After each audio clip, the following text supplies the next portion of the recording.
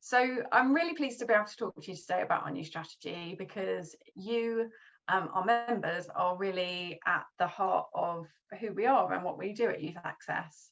And whilst we're launching this strategy now, I think it's also worth mentioning that so we did it to follow the launch of our fab new website, which you've hopefully seen.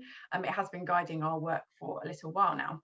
So I wanted to briefly give you a flavour of where the strategy came from and how it took shape. And I guess to reassure you that it's not just a result of me staring wistfully into the distance like this picture. It didn't just come out of my head. So member insight was really crucial. We had surveys, we had some interviews conducted with members, particularly those that we weren't necessarily so engaged with. We drew on lots of kind of meetings and conversations we had with our members. Young people had already spent a lot of time telling us about the changes they wanted to see to the system, which is reflected in the Our Minds, Our Future manifesto. So we drew on that engagement that Youth Access had already done, rather than kind of asking young people to repeat themselves all over again. We ran workshops with our staff and trustees. We analysed evidence. So we looked at what is the problem that we're seeking to solve, what do we know about it. We reviewed the external environment, the policy, the politics. Interesting. I'm not sure I could quite have predicted where we are today when I was doing that work several months ago, thinking about the funding landscape, things like that. We also looked at, where do we sit in a busy field? What are our partner organisations doing? What makes us unique? And what is the part of the problem that is really kind of ours to address? Internally, we looked at the organisation's track record, our strengths, our skills, what we think we bring to the party. And we took a theory of change approach, something that Sarah's already mentioned. So we really started with thinking about the impact that we want to have, and then working backwards to think about the outcomes, the outputs, and what we would do, so that we everything that we do would kind of stack up towards that ultimate impact that we're trying to have for you, our members, and for young people. And Sarah didn't mention it, but I know that she's also planning on sharing some advice and guidance on the member area about theory of change and kind of wider monitoring, evaluation, and support. So do please look out for that. I'm always a big fan of starting with the why. I think it's really important.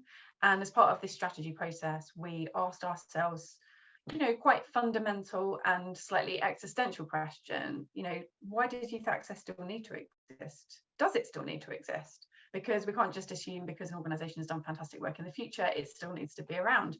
But the answer was clearly yes, because there is still a lot of work to do. So our vision, you can see up on the board, is that all young people can access free community-based support on their journey into adulthood, from advice and counselling services that respect their rights and meet their individual needs. And that vision might not sound too surprising to you if you've known Youth Access for a while. And it's important to say that Youth Access has a really rich history, and this strategy is about evolution, not revolution. It's not about scrapping everything that's gone before. We also took a fresh look at our values, which guide how we do our work and how we make decisions. So we want to be bold, we want to be progressive in our thinking and courageous in our challenge of the system. We are really committed as an organisation to dismantling inequalities, and we take a rights-based approach. We're collaborative. We know that the team that you've just met, we can't do it all alone. We achieve our goals working arm in arm with others, with you, with the young people you support, and together we feel like we are a really powerful, collective that's advocating for change.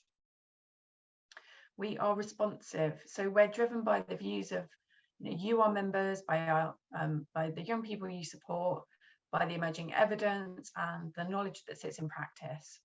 And as those change, so will our approaches. We're tenacious in achieving our vision, but we adapt so that we can make the most of opportunities to achieve our vision. And again, I think the external environment at the moment is a really good example of the need to be kind of flexible and responsive. So how are we going to achieve that vision? And our strategy has 3 strategic goals.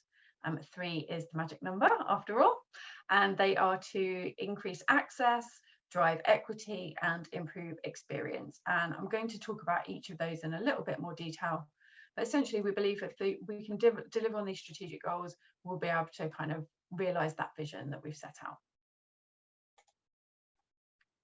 So increase access.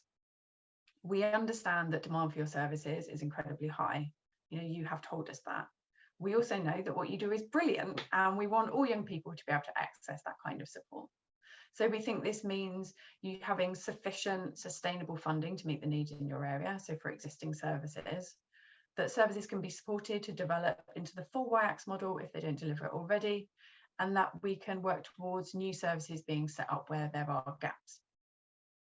And we do that by shouting from the rooftops about the amazing work that you do through our national influencing and lobbying, which you've told us is a really important role that we play, and the Fund the Hubs campaign, where the wider sector really got behind arguing for the community-based services that you provide, is a really good recent example of that. And we also want to help you to be able to make the case locally, as well as working with you to enable young people to get involved in social action, something that Sophia mentioned earlier as well, and she's kind of shaping up that work with members at the moment. And I always think that one of the benefits and joys of being a membership organisation is what I always call the kind of the pincer movement, so that we can be advocating for you, influencing at that national policy level, but also supporting you to do the bottom-up influencing as well. And driving equity. I probably don't need to tell you, but we all know that systems of oppression are really deeply embedded in our society.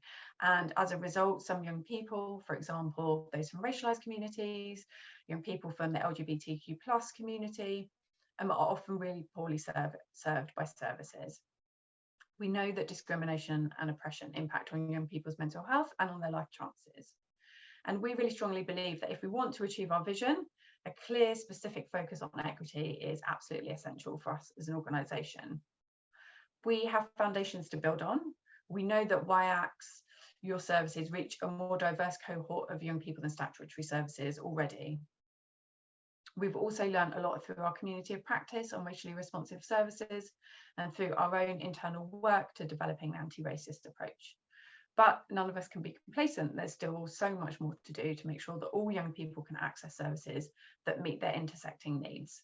And Misha is currently working a bit more on scoping out this strand in more detail. So please do look out for opportunities to get involved in that. Last, but by no means least, we want your service to be able to be shaped by, strong evidence, by the rich knowledge that sits with you as practitioners, and by young people's voices and lived experience. We want to help you build and share all of those things by providing resources, tools and support, but also crucially by convening spaces for you to come together so that you can share your challenges and solutions. We've already talked about theory of change. This is the simple version of the theory of change. We have a bigger, more complex, slightly unwieldy one that we use internally that sits behind this, but it helps to set out, I think, really nicely and visually how we believe what we are doing and what we're going to do will help us to achieve our outcomes and work towards that vision that I've talked about. And as a final note, what underpins our strategy, our vision, everything that we do is you, our members. You are what make us unique, and we really want to make sure that as we develop and implement this strategy, that it's a meaningful two-way relationship with as many of you as possible. Hopefully you'll have already seen some of the ways that we're trying to do that. The community conference that we had earlier in the year, the launch of our new website and the member-only area, or the fantastic comms from Jess O, and the webinar series, of which this is, of course, the first. We really want to make sure that we are representing and supporting you as best we can. So please do get involved. And as she's already made clear, if you have any questions about membership, please do speak to Martha. Would also say that as well as looking after membership, Martha basically is the linchpin and keeps us all on the road and keeps us going. So I hope that's kind of given you a good overview of where we think we're going as an organisation and how that fits with you as local services and as our members. Really happy to take any questions, but also, it doesn't have to be a question, it could just be a comment or reflection. So I will kind of stop sharing my screen now and open it up.